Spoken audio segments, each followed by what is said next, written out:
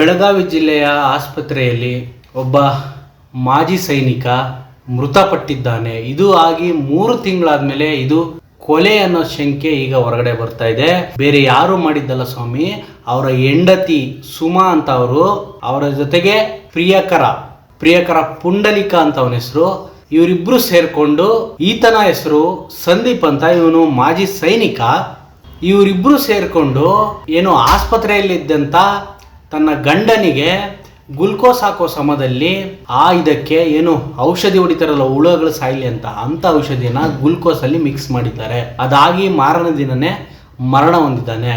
ಬಾಡಿಯನ್ನು ಏನು ಮಾರ್ಚಲ್ಲಿ ಊತಾಕಿದ್ರು. ಇವಾಗ ಪೊಲೀಸರು ಅದನ್ನು ತೆಗೆದುಬಿಟ್ಟು ಪೋಸ್ಟ್ ಮಾರ್ಟಮ್ ಮಾಡಿ FSIL ರಿಪೋರ್ಟು ಮತ್ತೆ ಏನು ಅಂಗಾಂಗಗಳ ಪರಿಶೀಲನೆ ಇವಾಗ ಮಾಡ್ತಿದ್ದಾರೆ. ಅಸಲಿಗೆ ಯಾಕೆ ಈ ಕೊಲೆ ನಡೀತು, ಯಾವ ಉದ್ದೇಶಕ್ಕಾಗಿ ನಡೀತು ಅನ್ನೋದನ್ನ ಈ ವಿಡಿಯೋದಲ್ಲಿ ಪೂರ್ತಿಯಾಗಿ ನೋಡೋಣ. ಅದಕ್ಕೂ ಮೊದಲು ಯಾರಿನ ನೀವು ನಮ್ಮ ಚಾನಲನ್ನು ಸಬ್ಸ್ಕ್ರೈಬ್ ಮಾಡ್ದಲೇ ನೋಡ್ತಿದ್ರೆ ದಯವಿಟ್ಟು ಸಬ್ಸ್ಕ್ರೈಬ್ ಮಾಡ್ಕೊಳ್ಳಿ. ಸ್ನೇಹಿತರೆ, ಅನೈತಿಕ ಸಂಬಂಧಕ್ಕೆ ಮತ್ತೆ 2 ಕೋಟಿ ಇನ್ಸೂರೆನ್ಸ್ ಹಣದ ಆಸೆಗೆ ತನ್ನ ಗಂಡನನ್ನೇ, ತನ್ನ ಹೆಂಡತಿಯನ್ನೇ ವಿಷ ಹಾಕಿ ಕೊಲೆ ಮಾಡಿದ್ದಾಳೆ. ಏನಾಯ್ತು ಅನ್ನೋದಾದ್ರೆ, ಮಾರ್ಚ್ 3ನೇ ತಾರೀಕು ನಡೆದಿರೋದು ಇದು. ಏನು ಗಂಡನ ಶವವನ್ನು ಊತಾಕಿದ್ರು. ಇವಾಗ ಪೊಲೀಸರು ಹೊರಗೆ ತೆಗೆದು ಏನು ಇವರನ್ನು ಅರೆಸ್ಟ್ ಮಾಡಿ ತನಿಖೆಗೆ ಒಳಪಟ್ಟಾಗ ಇದೆಲ್ಲ ಹೊರಗಡೆ ಬಂದಿದೆ. ಅದೇ ರೀತಿ ಇವನು ಪುಂಡಲಿಕಿ ಏನು ನಿನ್ನೆ ಸೆಲ್ಫಿ ವಿಡಿಯೋ ಮಾಡಿರ್ತಾನೆ, ಅದರಲ್ಲಿ ಏನೇನು ಹೇಳಿದಾನ ಅನ್ನೋದನ್ನು ನಾನು ಈ ವಿಡಿಯೋದಲ್ಲಿ ಎಕ್ಸ್ಪ್ಲೇನ್ ಮಾಡ್ತೀನಿ ನೋಡಿ. ಪುಂಡಲಿಕಿ ಏನು ಹೇಳ್ತಾನಂತಂದರೆ, ನಾನು ನಮ್ಮೂರಲ್ಲಿ ಎಗ್ ರೈಸ್ ಅಂಗಡಿ ಇಟ್ಕೊಂಡಿದ್ದೆ. ಆಗಾಗ ಏನು ಇವರು ಸಂದೀಪ್ ಅವರು ನಮ್ಮ ಎಗ್ ರೈಸ್ ಅಂಗಡಿ ಹತ್ರ ಬರ್ತಿದ್ರು, ಎಗ್ ರೈಸ್ ತಿನ್ಕೊಂಡು ಹೋಗ್ತಿದ್ರು.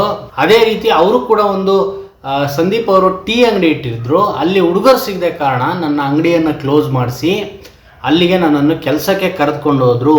ಸುಮಾ ಪರಿಚಯ. ಹೀಗೆ ಮಾತನಾಡ್ತಾ ಅದು ತುಂಬಾ ಸ್ನೇಹವಾಗಿ ಬೆಳೆದು ಅಕ್ರಮ ಸಂಬಂಧಕ್ಕೆ ತಿರುಗ್ತು.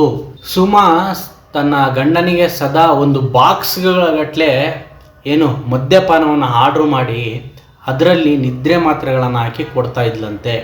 ಯಾಕೆ ಹಿಂಗೆ ಅಂತ ಕೇಳಿದಾಗ ಪುಂಡಲಿಕೆ ಅವ್ನು ಸತ್ರು ಸಾಯ್ಲಿ ಬಿಡು ಅಂತ ಅವಳು ಆ ಟೈಮಲ್ಲಿ ಹೇಳ್ತಾ ಇರ್ತಾಳೆ. ಏನು ಮಾರ್ಚ್ ಸಮಯದಲ್ಲಿ ಉಕ್ಕೇರಿ ಜಾತ್ರೆಗೆ ಹೋಗಿರ್ತಕ್ಕಂಥ ಸಂದೀಪು ಬೈಕಲ್ಲಿ ಹೋಗಿರ್ತಾನೆ. ಬರಬೇಕಾದ್ರೆ ಒಂದು ಆಕ್ಸಿಡೆಂಟ್ ಆಗುತ್ತೆ. ಈ ಆಕ್ಸಿಡೆಂಟ್ ಕೂಡ ಅನುಮಾನ ಆಗಿದೆ.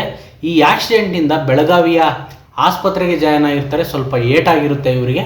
ಇವರು ಹಾಸ್ಪಿಟ್ಲಿಗೆ ಜಾಯ್ನ್ ಆಗಿದ್ದೇನೆ ಎನ್ಕೇಶ್ ಮಾಡಿಕೊಂಡು ಇವಳು ಆ ಇನ್ಶೂರೆನ್ಸ್ 2 ಕೋಟಿ ಹಣಕ್ಕೂ ನನಗೆ ಸಿಗುತ್ತೆ ಅಂತ ಹೇಳ್ಬಿಟ್ಟು ತನ್ನ ಪ್ರಿಯಕರನೇ ಪುಂಡಲಿಕೆಗೆ ಫೋನ್ ಮಾಡಿ ಏನು ಹುಳುಗಳು ಸಾಯೋದಕ್ಕೆ ಔಷಧಿ ತರ್ತಾರಲ್ಲ ಆ ಥರದ್ದು ತಗೊಂಬಾ ಅಂತ ಹೇಳ್ಬಿಟ್ಟು ಅವ್ನು ತಂದು ಕೊಡ್ತಾನೆ. ತಂದುಬಿಟ್ಟು ಗ್ಲುಕೋಸ್ ಹಾಕ್ತಿರ್ತಾರೆ, ಅದಕ್ಕೆ ಇಂಜೆಕ್ಟ್ ಮಾಡಿದ್ದಾಳೆ.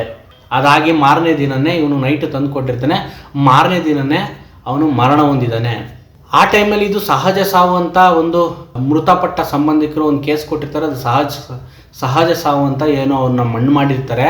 ಅದಾದ ನಂತರ ಇವನಿಗೆ ಯಾರಿಗೆ ಪುಂಡಲಿಕೆಗೆ ಅನುಮಾನ ಬರುತ್ತೆ, ಯಾಕೆ ಹಿಂಗೆ ಇದನ್ನು ತರಿಸ್ಕೊಂಡ್ಲು ಅಂತ. ಅದಾದಮೇಲೆ ಅವೇನು ವಿಷದ ಬಾಟೆಲು ಏನು ಔಷಧಿ ಇರುತ್ತೆ ಅದನ್ನು ತಗೊಂಡೋಗಿ ಹೊರಗಡೆ ಬಿಸಾಟಂತ ಇವನ ಪುಂಡಲಿಕೆ ಕೈಗೆ ಕೊಡ್ತಾಳೆ. ಕೊಟ್ಟಾಗ ಏನಾಗುತ್ತೆ ಅಂತಂದರೆ ಇವನಿಗೆ ಒಂದು ಅನುಮಾನ ಬರುತ್ತೆ. ಇವನ್ ಪುಂಡಲಿಕೆ ಹೋಗಿ ಸುಮಾ ಹತ್ರ ಕೇಳಿದಾಗ ಅವಳು ಹೇಳಿದ್ದು, ಅವ್ನು ಸತ್ರು ಸಾಯ್ಲಿ ಬಿಡು, ಅವನ ಹೆಸರಲ್ಲಿ 2 ಕೋಟಿ ಇನ್ಸೂರೆನ್ಸ್ ಹಣ ಇದೆ, ನಾವಿಬ್ಬರು ಬೆಳಗಾವಿಗೆ ಹೋಗಿ ಸೆಟ್ಲಾಗಿ ನಿಮ್ಮ 2 ಮಕ್ಕಳನ್ನು ನನ್ನ 2 ಮಕ್ಕಳನ್ನು ಚೆನ್ನಾಗಿ ಓದಿಸ್ಕೊಂಡು ಲಕ್ಸರಿ ಲೈಫ್ ಲೀಡ್ ಮಾಡೋಣ ಅಂತ ಹೇಳ್ಬಿಡ್ತಾಳೆ ಆ ಟೈಮಲ್ಲಿ.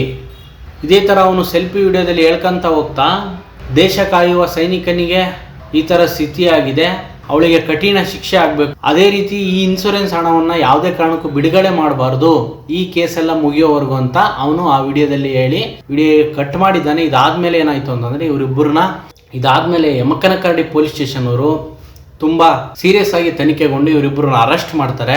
ಅರೆಸ್ಟ್ ಆದಮೇಲೆ ಇವರೆಲ್ಲ ಬಾಯ್ ಬಿಡ್ತಾರೆ, ಹೌದು ಹಿಂಗೆ ಇಂಜೆಕ್ಟ್ ಮಾಡಿದ್ವಿ, ಹಿಂಗೆ ಬಾಡಿ ದಫನ್ ಆಯಿತು, ನಾರ್ಮಲ್ ಸಹಜ ಸಾವು ಅಂತ ಪ್ರಕರಣ ದಾಖಲಾಗಿತ್ತು. ಇದಾದ್ಮೇಲೆ ಇವನೇನು ವಿಡಿಯೋ ಬಿಡ್ತಾನೆ.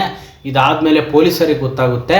ಇವರಿಬ್ಬರನ್ನ ಅರೆಸ್ಟ್ ಮಾಡಿದಾಗ ಇವರೆಲ್ಲ ಸತ್ಯ ಬಾಯ್ ಬಿಡ್ತಾರೆ. ಇದಾಗಿ 3 ತಿಂಗಳಾದ್ಮೇಲೆ ಇದು ವಿಷಯ ಹೊರಗಡೆ ಬಂದಿದೆ ನೋಡಿ. ಅವನು ಸೈನಿಕ, ನಾನು ಸತ್ರು ಕೂಡ ನನ್ನ ಹೆಂಡತಿ ನನ್ನ ಮಕ್ಕಳಿಗೆ ಇನ್ಸೂರೆನ್ಸ್ ಅಮೌಂಟ್ ಹೋಗ್ಲಿ ಅಂತ ಅವನು ಇನ್ಸೂರೆನ್ಸ್ ಮಾಡಿರ್ತಾನೆ. ಅದನ್ನೇ ಎನ್ಕ್ಯಾಶ್ ಮಾಡ್ಕೊಂಡಂತ ಹೆಂಡತಿ ಅವನನ್ನೇ ಮುಗಿಸಲು ಸ್ಕೆಚ್ ಆಗ್ತಾಳೆ. ಮುಗಿಸ್ಬಿಟ್ಟಿದ್ದಾಳೆ ಆಲ್ರೆಡಿ. ಈಗ ಇವರಿಬ್ಬರ ಮೇಲೆ FIR ಆಗಿ ಏನು ಅರೆಸ್ಟ್ ಆಗಿದ್ದಾರೆ. ನ್ಯಾಯಾಂಗ ಬಂಧನ ಆಗುತ್ತೆ. ಕೋರ್ಟ್ ಏನು ಡಿಸಿಷನ್ ತಗೊಳುತ್ತೋ ಆ ಡಿಸಿಷನ್ಗೆ ನಾನು ಕೂಡ ಕಾಯ್ತಾ ಇರ್ತೀನಿ. ನೋಡೋಣ, ಮುಂದಿನ ವಿಡಿಯೋದಲ್ಲಿ ಸಿಗ್ತೀನಿ. ನಮಸ್ಕಾರ.